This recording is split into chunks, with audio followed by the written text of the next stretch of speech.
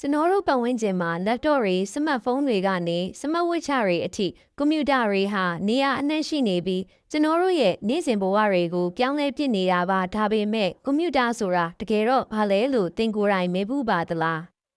ကွန်ပျူတာဆိုတာအချက်လက်ဒါမှမဟုတ် data တွေကိုစိတ်ကြိုက်ပြောင်းလဲပေးနိုင်တဲ့ electronic စက်ပစ္စည်းတစ်ခုဖြစ်ပါတယ်ကွန်ပျူတာကdata တွေကိုတတွေနဲ့သူညတွေအနေနဲ့ပဲညင်ပေမဲ့အဲ့ဒီအရာတွေကိုပေါင်းဆက်ပြီးဓာတ်ပုံရုပ်ရှင် website ဂိမ်းနဲ့အခြားအရာပေါင်းများစွာဖြစ်အောင်ဘယ်လိုလုပ်ရမလဲဆိုတာကောင်းကောင်းသိပါတယ်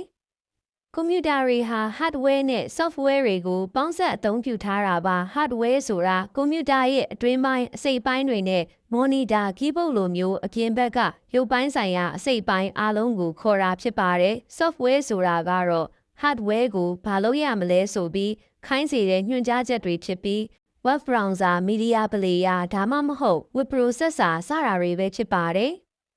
လူအများစုကကွန်ပျူတာလို့ပြောလိုက်ရင် personal ကွန်ပျူတာကိုဆိုလိုတာပါဒါဟာ desktop ကွန်ပျူတာဖြစ်နိုင်တယ်လို့စွမ်းဆောင်ရည်ချင်းတူပေမဲ့တည်ဆောင်ရပိုးလွယ်ကူတဲ့ laptop လည်းဖြစ်နိုင်ပါတယ် personal ကွန်ပျူတာတွေမှာပုံစံအမျိုးမျိုးရှိပြီးအသုံးအများဆုံးအမျိုးအစားကတော့ Windows Operating System ကိုအသုံးပြုထားတာပါဒါမှမဟုတ် Macintosh ကွန်ပျူတာတွေမှာတော့ macOS Operating System ပါဝင်ပြီး Chrome တွေကတော့ Chrome OS နဲ့အလုပ်လုပ်ပါတယ်စမတ်ဖုန်းတွေနဲ့တခြား mobile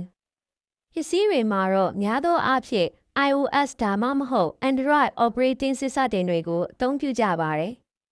ကွန်ပျူတာတွေဟာတခြားပုံသဏ္ဍာန်နဲ့အရွယ်အစားမျိုးမျိုးနဲ့လည်းလာပါသေးတယ် TV တွေဂိမ်းကွန်ဆိုးတွေအပြင်ရေခဲတစ်တာလိုအိမ်သုံးပစ္စည်းတွေမှာတောင်ကွန်ပျူတာတွေတခါတည်းထည့်သွင်းတည်ဆောက်ထားတတ်ပါတယ်သူတို့ဟာ desktop ဒါမှမဟုတ် laptop တွေလိုအရာရာကိုအကုန်မလုပ်နိုင်ပေမဲ့ကျွန်တော်တို့ဘဝမှာအရေးပါတဲ့အခန်းကဏ္ဍကနေပါဝင်နေတဲ့အခြားကွန်ပျူတာအမျိုးအစားတစ်ခုရှိပါသေးတယ်အဲ့ဒါကတော့ server တွေပဲဖြစ်ပါတယ်ဆာဗာဆိုတာကွန်ရက်တစ်ခုပေါ်မှာရှိတဲ့အခြားကွန်ပျူတာတွေစီကိုအချက်